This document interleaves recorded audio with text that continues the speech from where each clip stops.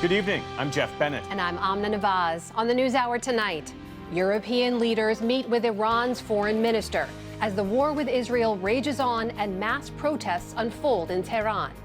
A brutal heat wave blankets much of the U.S., with some areas seeing temperatures topping 100 degrees. And we sit down with Carla Hayden, the first female and African-American librarian of Congress and who was fired by President Trump. Free public libraries are part of a civic infrastructure that we need to have a safe democracy.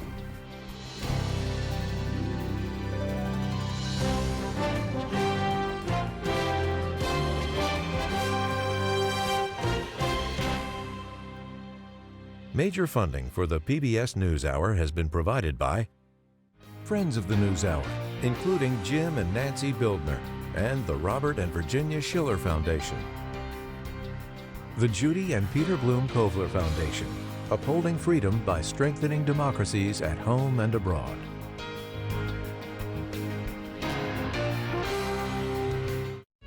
The William and Flora Hewlett Foundation, for more than 50 years advancing ideas and supporting institutions to promote a better world at hewlett.org. The Charles F. Kettering Foundation, working to advance inclusive democracies. Learn more at kettering.org. And with the ongoing support of these individuals and institutions.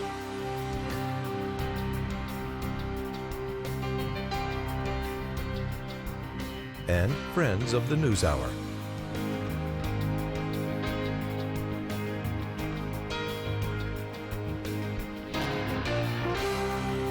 This program was made possible by the Corporation for Public Broadcasting and by contributions to your PBS station from viewers like you. Thank you. Welcome to the NewsHour. It's now 1 full week since Israel launched a punishing campaign of airstrikes against Iran and its nuclear infrastructure. Iran has responded with its own missile strikes, but to far lesser effect. President Trump today reiterated his desire to negotiate with Iran within a 2-week window he set yesterday as the U.S. marshals its forces in support of the Israeli operations. What the Today, in the northern Israeli port city of Haifa, an Iranian missile strike. The moment captured by an eyewitness, leaving residents terrified. Local authorities say over a dozen people were injured. In southern Israel's largest city, Beersheba, buildings shattered by an Iranian missile that struck at dawn, leaving a trail of devastation. Right now we're in the south.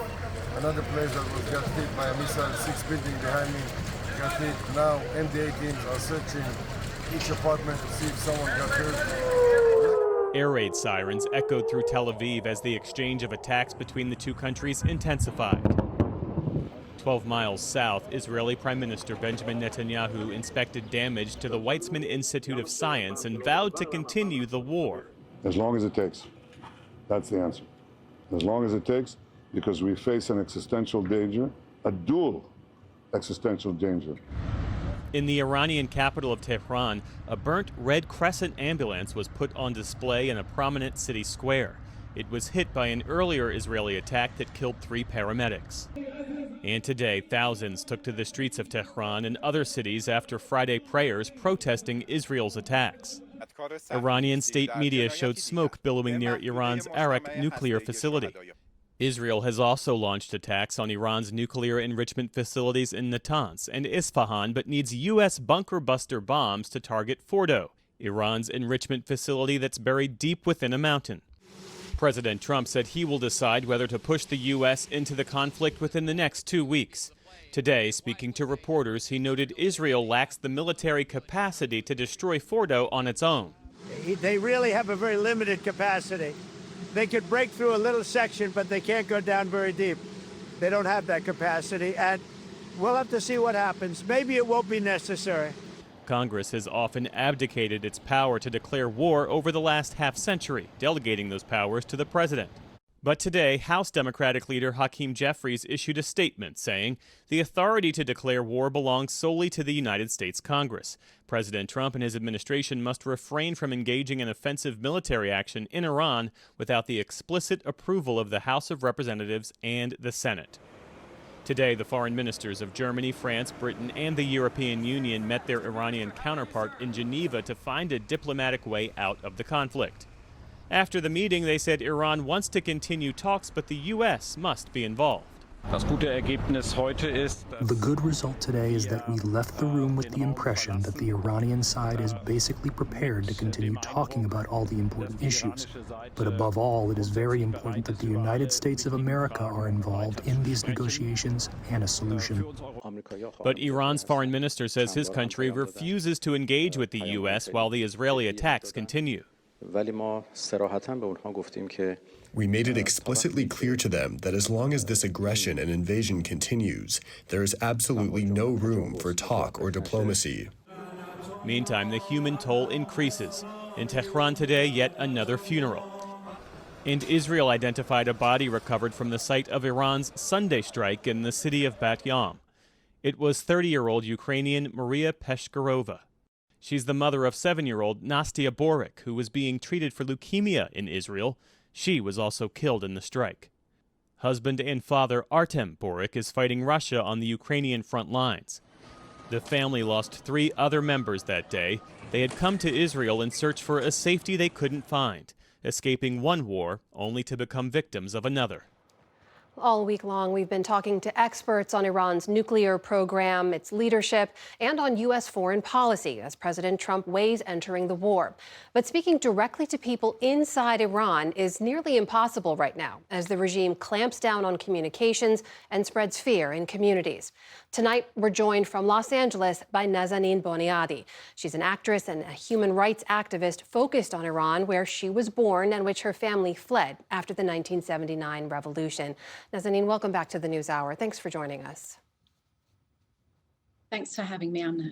So let's talk about the people of Iran at this moment when they're facing both Israeli airstrikes and a weakened, oppressive regime many of them have tried to rise up against in the past. What do you hear from people you talk to? What are they telling you?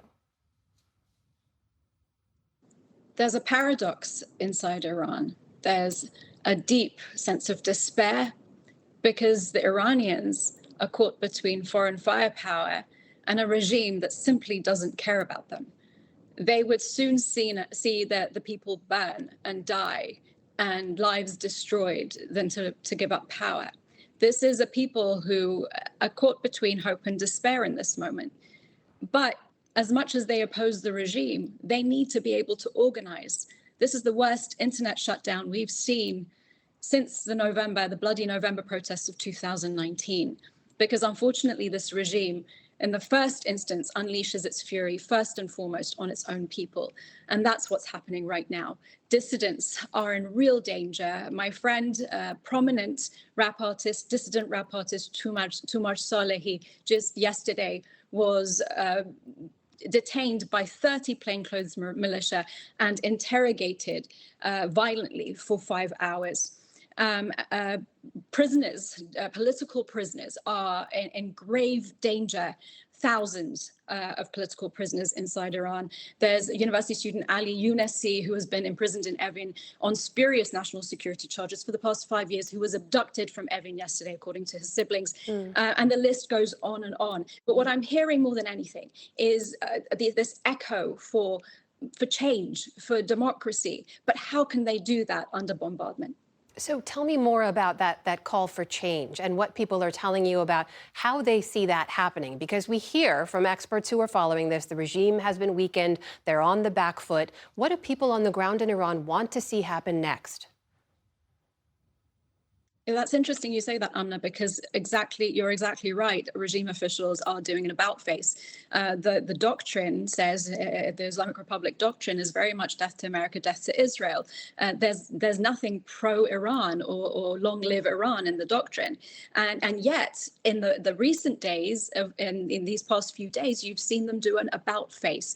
Khamenei, the supreme leader, and former Foreign Minister Javad Zarif are appealing to a sense of Iranian nationalism. nationalism because they know they've lost the people. The people care deeply about Iran, but we have to separate the Islamic Republic from Iran because most of the Iranian people believe that it's an occupying force. A Gaman survey in 2022 revealed this, showing it's a scientific survey that was done with a sample size of 200,000, of which 57,000 were inside Iran. 81% of respondents said they don't want the Islamic Republic. 15% said they do want the Islamic Republic. 4% were ambivalent. They didn't know. So the vast majority of Iranians still today will not rally behind the Islamic Republic flag. I urge Westerners, please, if you want to stand for Iran and the Iranian people and their sovereignty, please don't conflate that with the Islamic Republic sovereignty. They are two different things. Do not raise the Islamic Republic's flag in your rallies. That is a slap in the face of every dissident, every Iranian who has risked everything for freedom. Nazanin, on a more personal note, I know that you and your family have been watching this from afar with great concern, like so many others who fled after the revolution. You wrote about these conversations with your father in particular in a recent piece for Time. I just wonder how you're watching all of this, how he's watching this, and how you're processing this moment in the minute or so we have left. My heart is torn in two. I love Iran deeply. I need to remove my emotions out of it because I want nothing more than to see Iran. But I want to see a free, democratic, just, peaceful Iran. And so I know that that can't exist under the Islamic Republic. It definitely can't exist under bombardment. So please help the Iranian people achieve the self-determinism and determination that they, as their God-given right, is their right. And that's what I call on the international community to do. Nazanin Boniadi, thank you so much for joining us tonight. It's always a pleasure to speak with you. Thank you so much, Amna.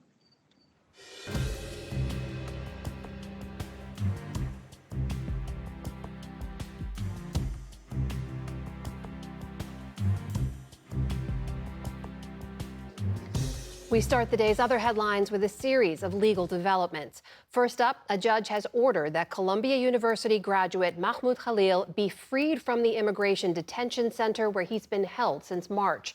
The Trump administration is trying to deport Khalil for engaging in pro-Palestinian protests, saying he's a threat to the nation's foreign policy.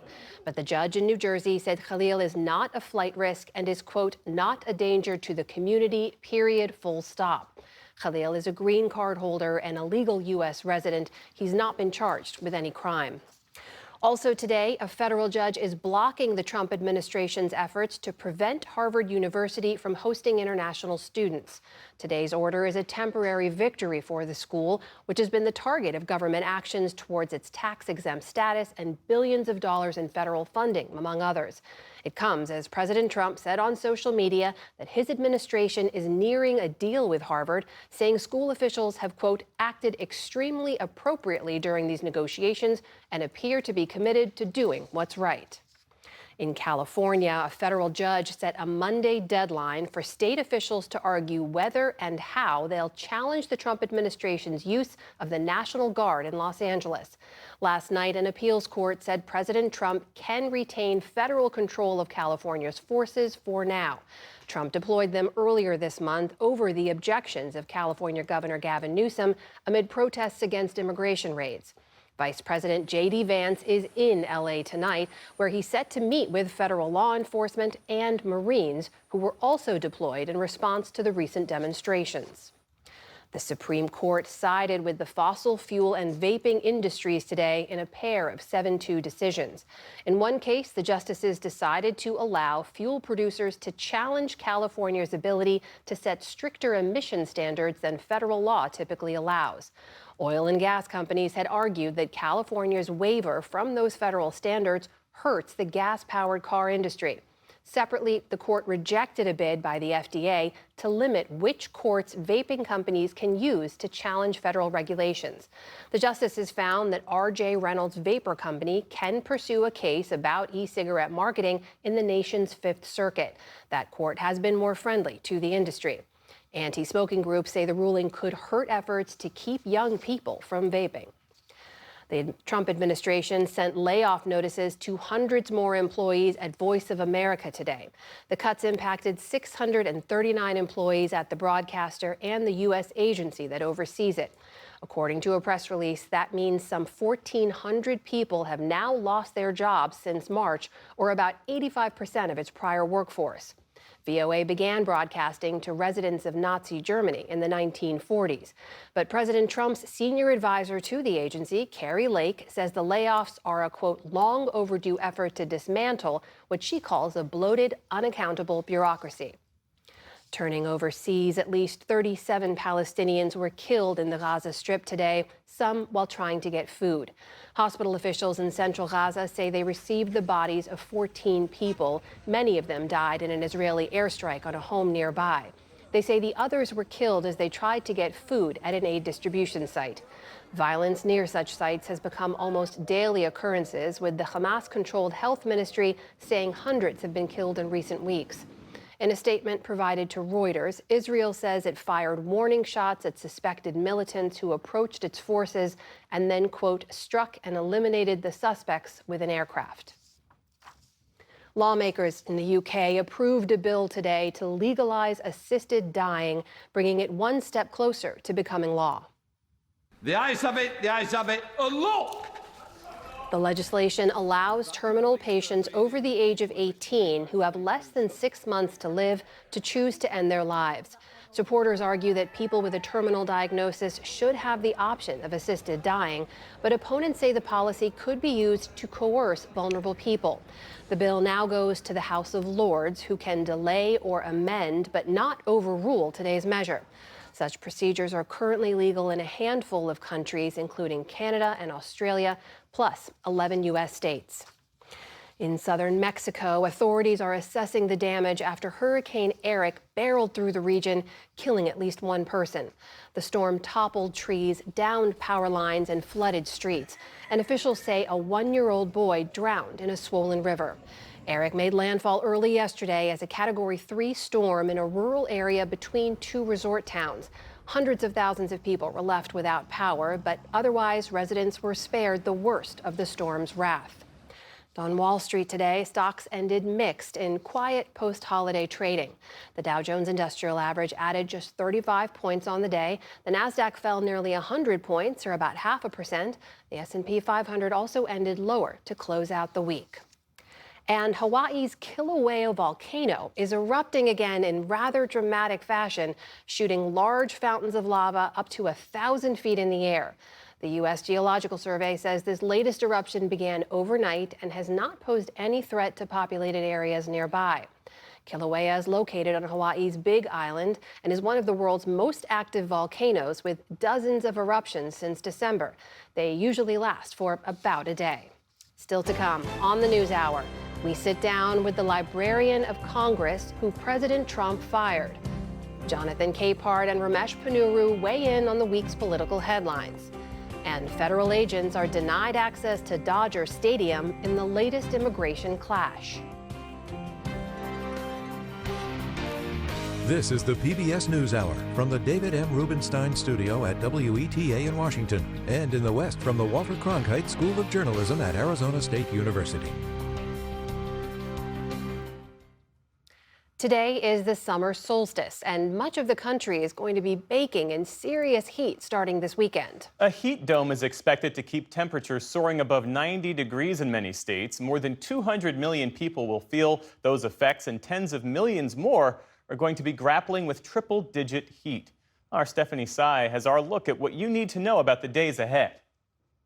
Jeff, here in Phoenix, where the high reached 117 degrees yesterday, triple-digit heat at this time of year is not unusual.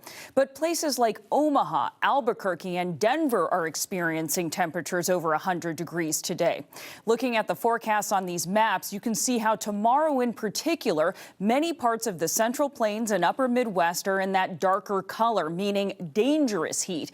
That's expected to spread to the East Coast in coming days.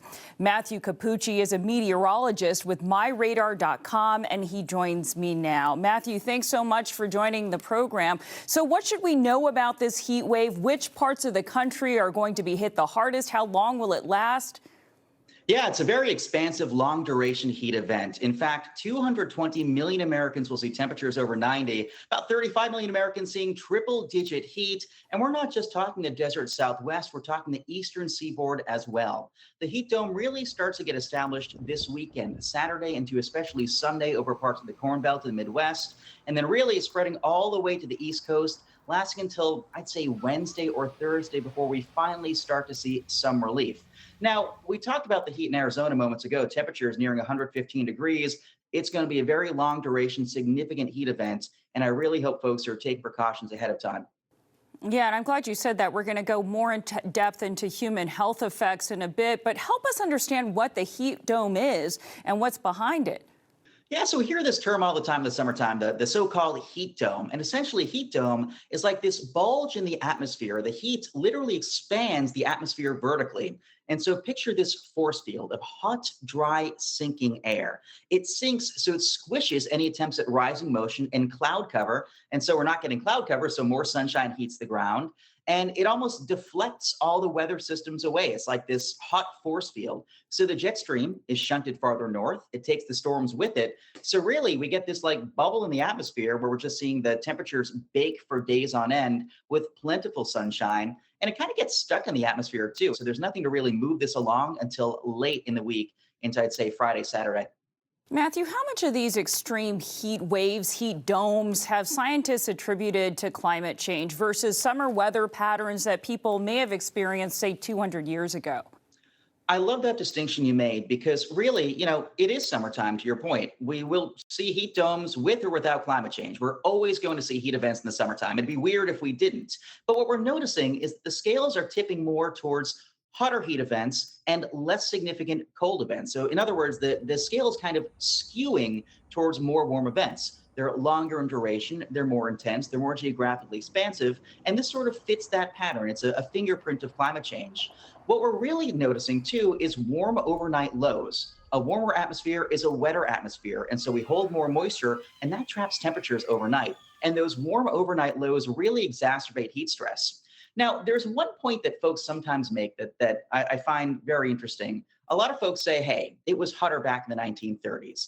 13 states still have all-time records that have stood since the 1930s. And that's true. But back in the 30s, we had something called the Dust Bowl, where overfarming, inveterate drought, and incredibly hot temperatures combined to lead to this like insanely dry air mass that parked over the plains for the better part of a year. It's easier to get hot extremes when the temperatures, or rather when the air mass is very dry. So back then, yeah, you might have had warmer temperatures, but you're actually getting more heat energy in the atmosphere nowadays because there's that much more moisture in the air. So really, these heat events will continue getting more extreme, and especially the overnight lows are really concerning. Matthew Cappucci with Radar.com. Thank you so much for those insights, Matthew. Now, let's focus on the dangers of extreme heat, which is considered the leading weather-related cause of death in the United States. Local officials are warning people to take precautions, including in Chicago, where the heat is expected to get serious tomorrow. Mayor Brandon Johnson warned about the health risks and recalled a deadly heat wave the city experienced in 1995. Chicago knows better than any other city in America the danger of extreme weather, particularly extreme heat. In fact, we are 1 month away from the 30-year anniversary of the 1995 heat wave, the deadliest heat wave in American history. We lost more than 700 Chicagoans. Most of them were the elderly and the poor. It really challenged the city to recognize the danger of extreme heat so that we never see a tragedy like that occur again. For more on those dangers and key tips for dealing with the heat, we turn to Ashley Ward, director of the Heat Policy Innovation Hub at Duke University. Ashley, thank you so much for joining us. So we just heard from the mayor of Chicago reminding us that the elderly and the poor were particularly vulnerable in that heat wave of 95. Talk to us about what factors go into certain groups being at greater risk and what can be learned from previous deadly heat waves. Sure. I mean, certainly our age populations, children, the poor, as the mayor pointed out, but also pregnant women. In many of these cases, what's happening is the body's ability to thermoregulate is not as efficient as it once was when someone was younger. If you're a child, not quite as efficient as it will be. And so as you get exposed to heat, your body's having to work harder to keep your core body temperature at safe levels. But also, many of the people in these vulnerable groups suffer from other underlying chronic conditions like cardiovascular disease or respiratory or renal diseases, which also make it harder for your body to thermoregulate. And then finally, they take prescription drugs, which many of them actually impede the body's ability to cool itself down. And these are very common medications, say, like for hypertension, high blood pressure, anti anxiety, antidepressant medications, antipsychotics.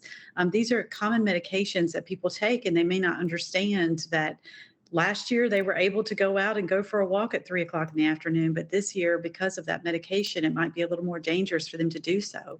One thing that the meteorologist I just interviewed talked about, Ashley, was the fact that with some of these heat waves, we're seeing very high overnight lows. I mean, sometimes those lows are in the 90s. Can you talk about how that potentially increases risk for populations?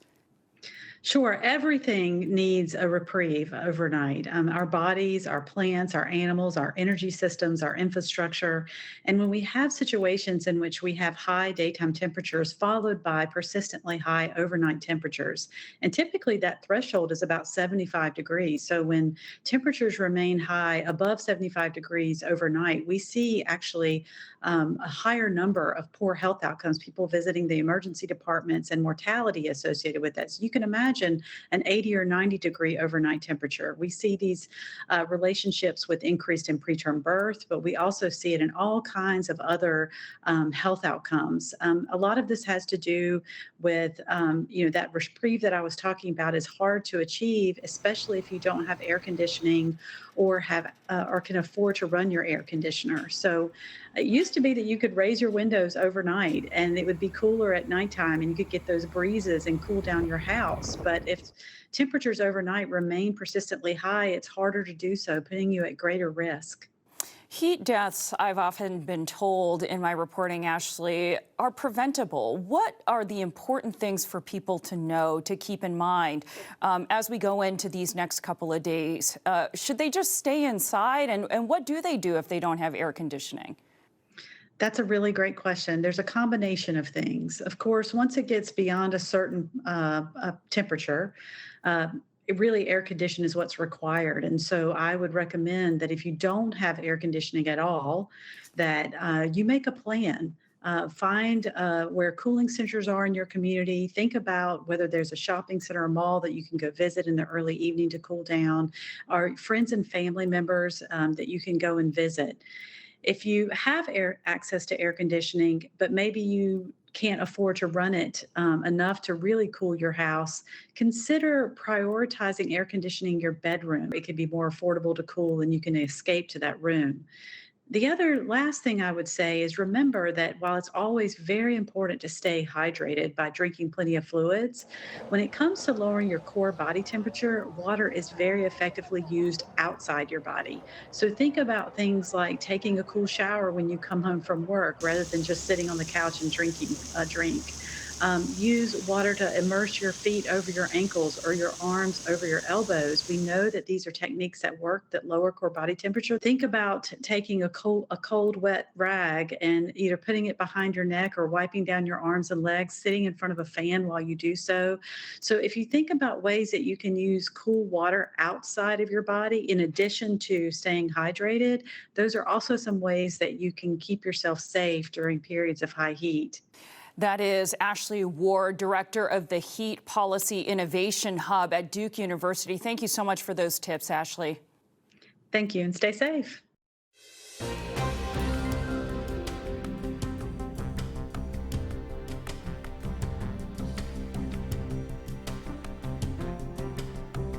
Dr. Carla Hayden, a trailblazing librarian of Congress, was fired by President Trump last month. Only 14 Americans have ever held the position. I traveled to Baltimore to speak with her about being blindsided by the decision, the administration's ongoing efforts to reshape key institutions, and why she intends to keep speaking out. The report is part of our series, Art in Action, exploring the intersection of art and democracy as part of our Canvas coverage. Dr. Carla Hayden is a familiar and cherished presence at the sprawling Enoch Pratt Free Library and its 21 branches, a system she led with distinction nearly a decade ago. Her legacy of over 2 decades of service is etched into the building itself, with the wing that bears her name. Hayden has been a force in the library world since 1973. And in 2016, she made history when then President Obama appointed her Librarian of Congress. So help me God. The first woman and African American to lead the National Library, and the first professional librarian to hold the post in more than 4 decades. President Trump kept her in the role during his first term, but last month she received an email, 2 sentences long, notifying her that she had been dismissed. What was going through your mind as you received it and read it?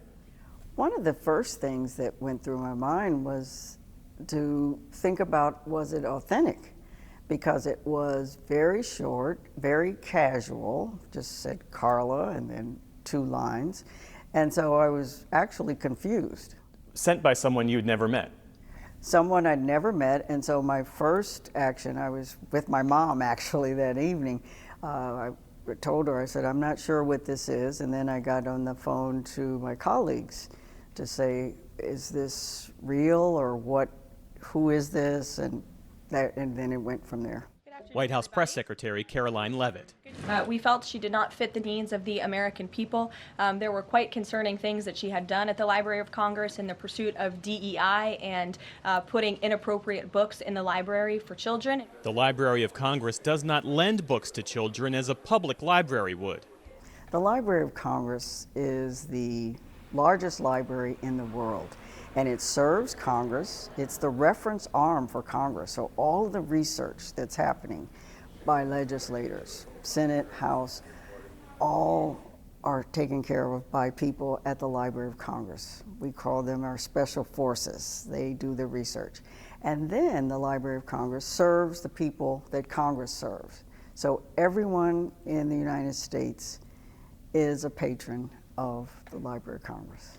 Why do you think the White House has mischaracterized its mission and its work?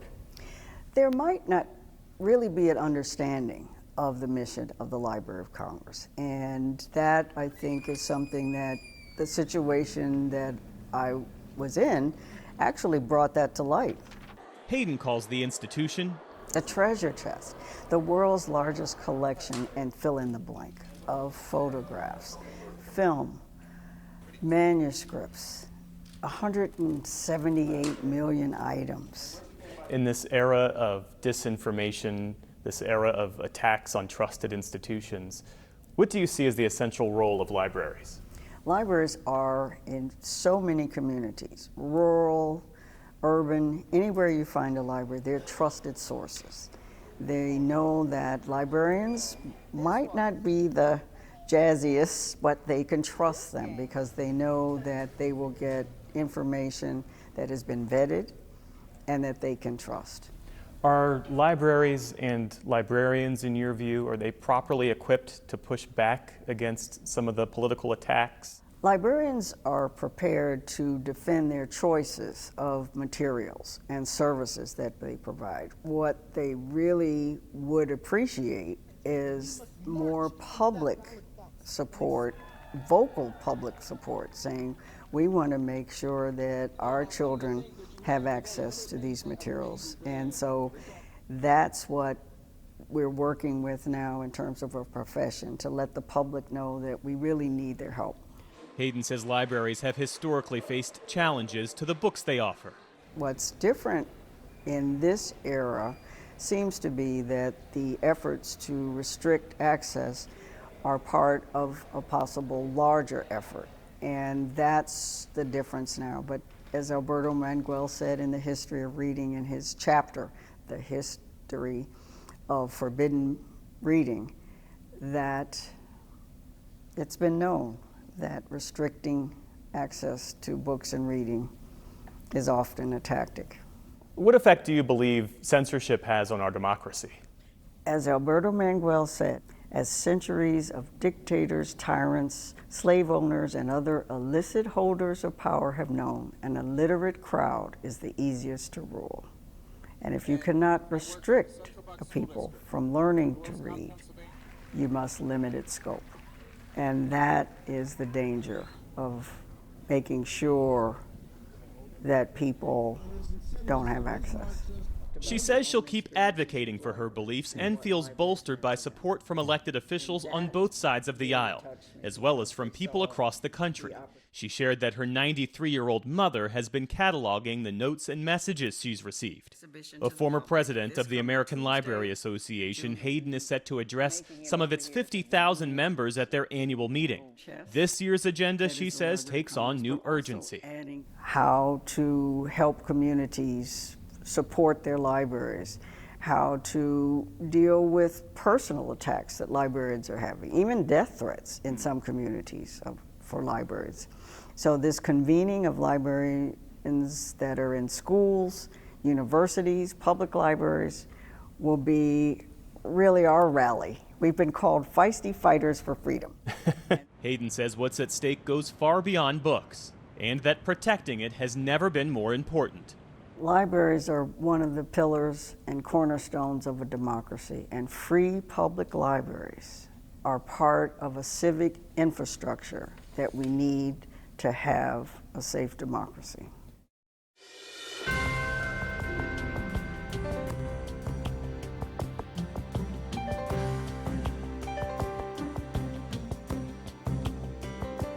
The week's political headlines began with attacks on elected state officials here at home and ended with the president considering U.S. military involvement in Iran.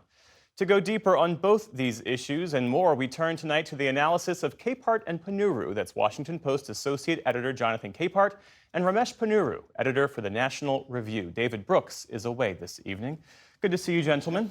So President Trump, after reviewing strike options in Iran, says he's pulling back for now. He's going to decide within 2 weeks as to whether he will push the U.S. into direct involvement. Jonathan, what do you make of this brinksmanship? Well, one, this idea that I'm going to wait. Within 2 weeks, I'll make a decision. This phrase of his, to me, this is the Trump version of setting up a blue ribbon commission. You set up a blue ribbon commission, you send the issue over there, and then you never hear about it again. There's so many things that President Trump has said we will find out in 2 weeks that we still haven't heard what he's going to do. And so to me, when I heard him say that, I thought for sure that he either doesn't know what he's doing or what he wants to do and is hoping that within 2 weeks, this will all get resolved. But the big question for me is, well, let's say he does decide to get involved. He does decide to use those bunker buster bombs. Then what's next? I keep thinking about, I don't know how many Top Gun Maverick fans there are. One. Great, so then you know exactly what I'm about to say. Right. All of this reminds me of the big plot of that movie, which is American Air Force jets have to go in and destroy a nuclear facility in Iran. Great for Hollywood, but I don't know if that is the wisest course of action for the United States to be involved in. Ramesh, based on what you've seen, do you believe the administration has a coherent, comprehensive strategy for Iran, or is the policy, the approach right now, being driven by politics?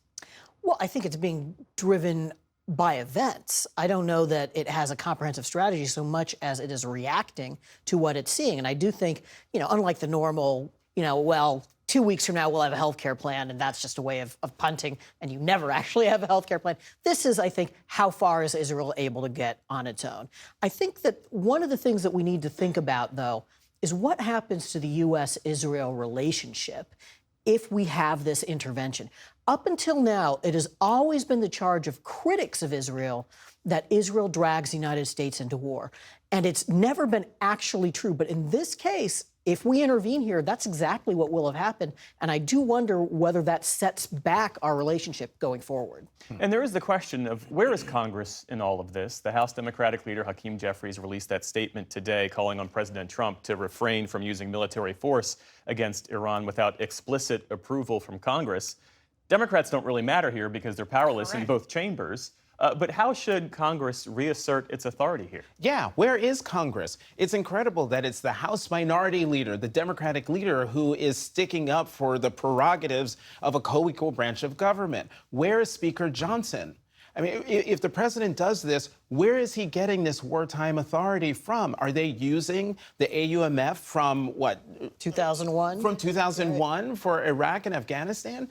I mean, so yeah, the leader is raising the right question. I haven't heard anything from Speaker Johnson on any of this. Or how about the Republicans in control of the Senate? Senate Majority Leader Thune, where are they? I agree on the That sets you constitutional up very well. point, Where are they? Yeah. Well, you know, congressional leaders, and not just recently, have been very good at ducking and covering. But, you know, there's a point beyond the constitutional point, as important as that is, which is that the president should want congressional buy-in to any decision. If this goes sideways, he needs to be able to say this was not a unilateral decision on my part. The country, through its entire political system said yes. Well, the prospect of another war here has ignited a debate within the MAGA wing of the Republican Party since President Trump ran on avoiding foreign wars. And I think this was in many ways best exemplified by a conversation that Tucker Carlson had with Senator Ted Cruz this past week. Tucker Carlson is firmly in the anti-war camp. And this clip that you're about to see picks up with Carlson asking Cruz how many people live in Iran, and Ted Cruz didn't know. How could you not know that? I don't sit around memorizing population tables. Well, it's kind of relevant because you're calling for the overthrow of the government. Why is it relevant whether it's 90 million or 80 million or 100 million? Why is that relevant? If you don't know anything about the country... I didn't say I don't know anything about Okay, what's the ethnic mix of Iran? They are Persians and predominantly Shia. Okay, this is cute. Okay. You don't know anything about Iran. So okay, I am not the Tucker Carlson expert on Iran. You're a senator who's calling for the overthrow of the government. You're the one who don't know anything about the country. So what does that say about the larger debate within the GOP right now? Well, it says that it includes a lot of sound and fury. You know, there was a misstatement, though, in that Carlson claimed that Senator Cruz wants regime change in Iran, and he is not calling for boots on the ground. He is not calling for an invasion. He's calling for a strike on Fordow. Now, of course, that could have destabilizing implications, but the idea that this is just the Iraq war debate all over again, I think isn't true. The MAGA debate that we're seeing right now is also distorted because you've got a lot of people who are called MAGA influencers, and they've taken that title too much to heart. They think they've got way more influence than they actually have. The polling suggests that there is no Tucker Carlson wing of the Republican Party on this question, and Trump calls the shots. He doesn't need the influencers need him. Jonathan?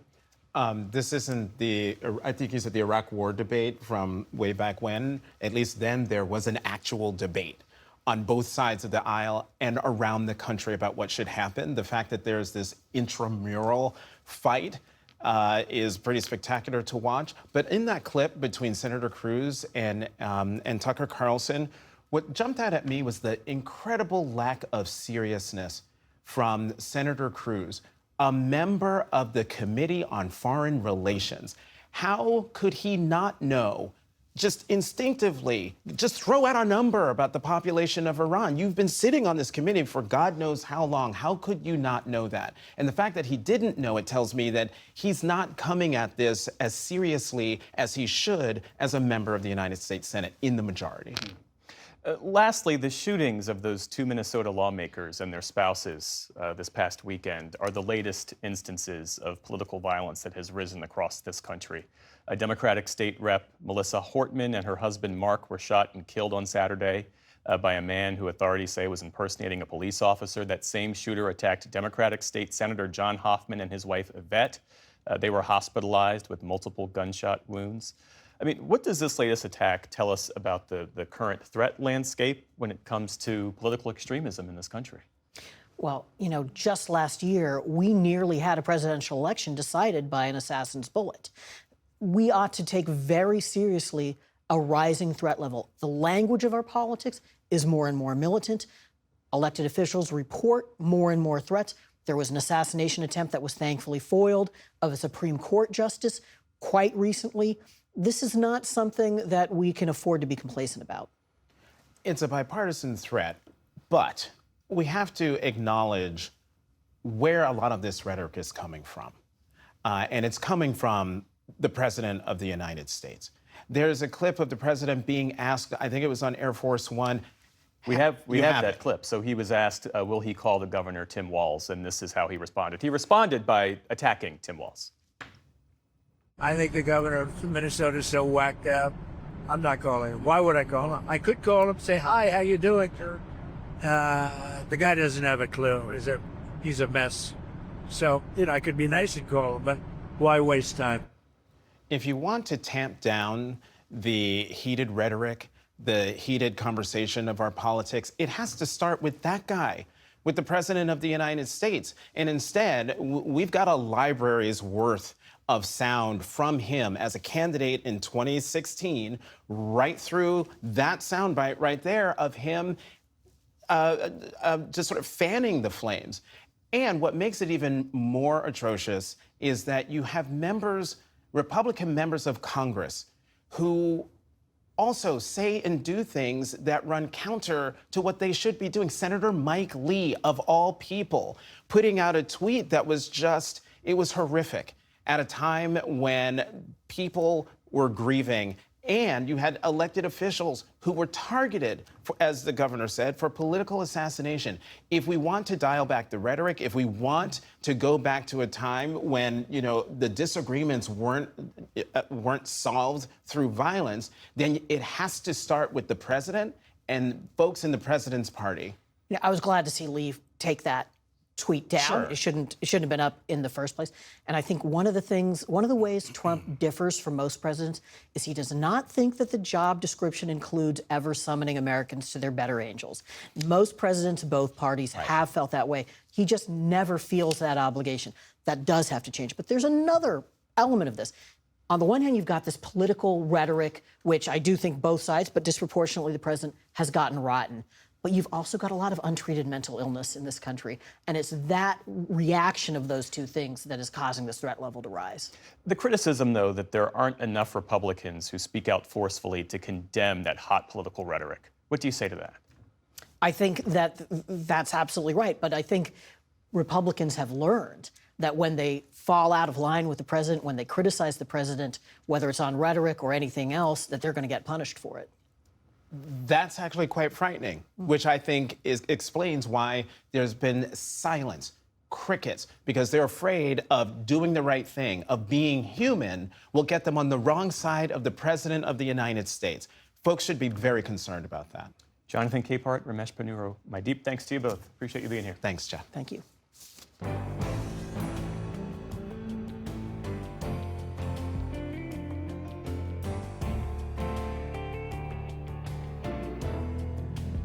One of LA's most prized civic institutions, the Los Angeles Dodgers, is now caught up in the debate over high-profile immigration raids taking place across the region. Yesterday, the Dodgers said ICE agents requested access to their stadium parking lots, a request the organization says they denied. The Department of Homeland Security said those agents were from Customs and Border Protection and that their presence was unrelated to the Dodgers. But the incident and the team's response has gotten a lot of attention in a city where 1/3 of residents are immigrants and nearly half identify as Latino. For more now, we're joined by Dylan Hernandez. He's a lifelong Angelino and a sports columnist for the Los Angeles Times. Dylan, welcome to the NewsHour. Thanks for joining us. Thank you for having me on. So before we get into the context here, what do we actually know about what happened yesterday, why federal agents were at Dodger Stadium, and why DHS is saying it had nothing to do with the Dodgers? Yeah, so from what we gathered,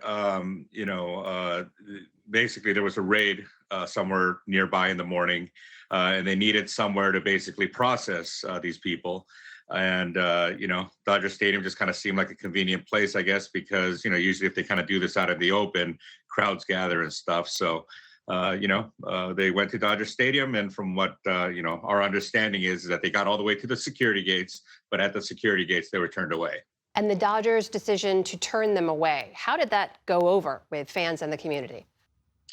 I mean, I think it was kind of like finally they kind of showed which side, I guess, they were on, right? I think, going all the way back to, earlier in the season, they decided to visit the White House. Obviously the White House extends invitations to teams in major sports that win championships. The Dodgers were extended this invitation. They decided to go. I think at the time that was kind of, not taken very well by the fan base. And then, when the Rays started, they really didn't say, they basically have not been saying anything at all. So I think it was kind of one of these things where I think there was a lot of anger and even hurt, in the fan base. And, it was kind of like, well, at least they did this. Dylan, the context you're providing here is so important because there were protests against those immigration raids in LA for about 2 weeks. You'd already seen statements in support of the protesters from individual Dodger players and former announcers. There was even this unsanctioned national anthem performance in Spanish that went viral. Take a listen.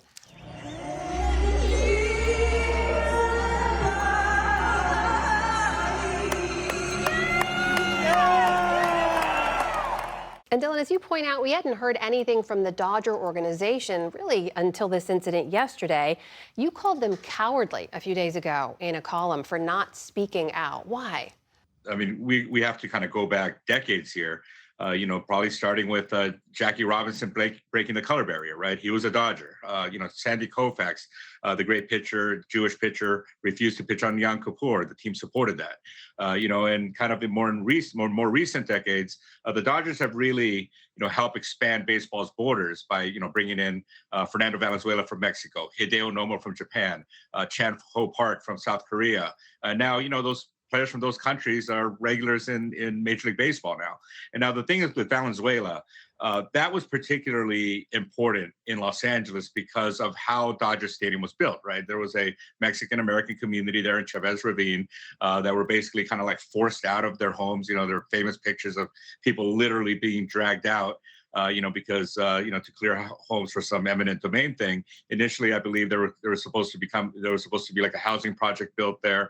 That thing kind of stalled, and eventually the Dodgers took over that land. So, for a very long time, the Mexican-American community in Los Angeles viewed the Dodgers with, a lot of suspicion. And Fernando Valenzuela kind of single-handedly changed all of that. When all of a sudden you had this Mexican pitcher that was kind of beloved by everybody. And all of a sudden, this team that was once viewed as being very divisive now became this thing that hey, everybody could right? And the Dodgers really became like the city's team in that way, right? Dodger Stadium became a place that everybody felt welcome at. And, the Dodgers estimate that more than 40%, probably close to 50% of their fans are Latino, right? So there's this real special bond between the Dodgers and the Latino community.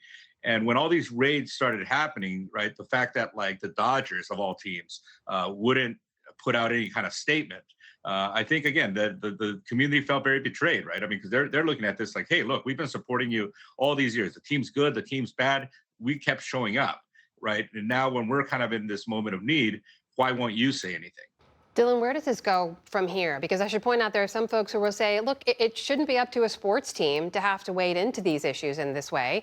And there's a big gap between not allowing your grounds to be used for something and actually issuing statements of support or going further than they have already. Do you see them doing that, going further or saying more on this issue? Yeah, I think they're going to have to do something, but the question is going to be, is that enough, right? I think because up to this point, it kind of looks at this point that, there were talks of protests. I mean, just this morning, a group of more than 50 business and religious leaders sent the Dodgers a letter imploring them to say something. And so it almost feels, I think, hey, obviously their fan base kind of came together, threatened the Dodgers basically economically, right? You do a boycott that's, could affect the Dodgers, their checking account. And so, is this just going to be okay, hey, we did something, now kind of go away type thing? Or are the Dodgers going to kind of take this a little bit more seriously and really kind of try to regain the trust of this community, again, that I believe feels betrayed at the moment? We'll wait and see. I know you will be watching too. Dylan Hernandez, sports columnist with the Los Angeles Times. Thank you so much for joining us. Thank you for having me on.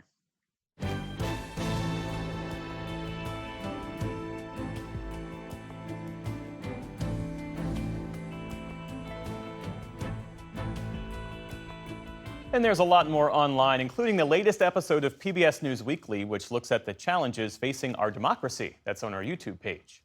And be sure to watch Washington Week with The Atlantic tonight, right here on PBS. Jeffrey Goldberg and his panel examine President Trump's evolving views on possible U.S. military involvement in Israel's war with Iran. And on PBS News Weekend, we speak with travel guru Rick Steves about teaching Americans to choose travel and transform their worldviews. That's Saturday on PBS News Weekend. And that is the NewsHour for tonight and this week. Have a great weekend. I'm Jeff Bennett. I'm Amna Nawaz. On behalf of the entire NewsHour team, thank you for joining us. Major funding for the PBS NewsHour has been provided by the ongoing support of these individuals and institutions and friends of the NewsHour, including Kathy and Paul Anderson and Camilla and George Smith. The Walton Family Foundation, working for solutions to protect water during climate change so people and nature can thrive together. A law partner rediscovers her grandmother's artistry and creates a trust to keep the craft alive. A Raymond James financial advisor gets to know you, your passions, and the way you enrich your community. Life well planned. The John S. and James L. Knight Foundation, fostering informed and engaged communities. More at kf.org.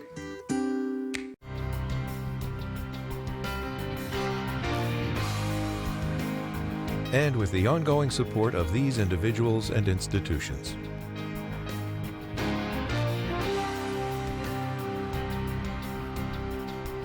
And friends of the NewsHour.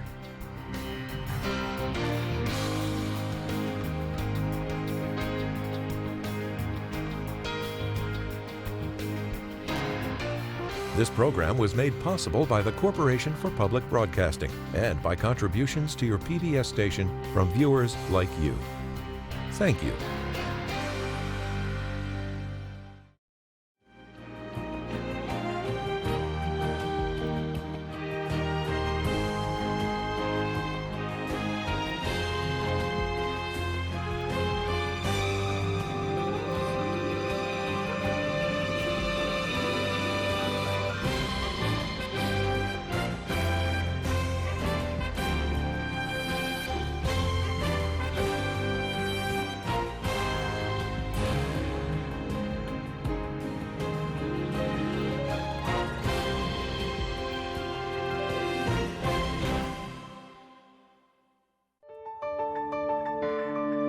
You're watching PBS.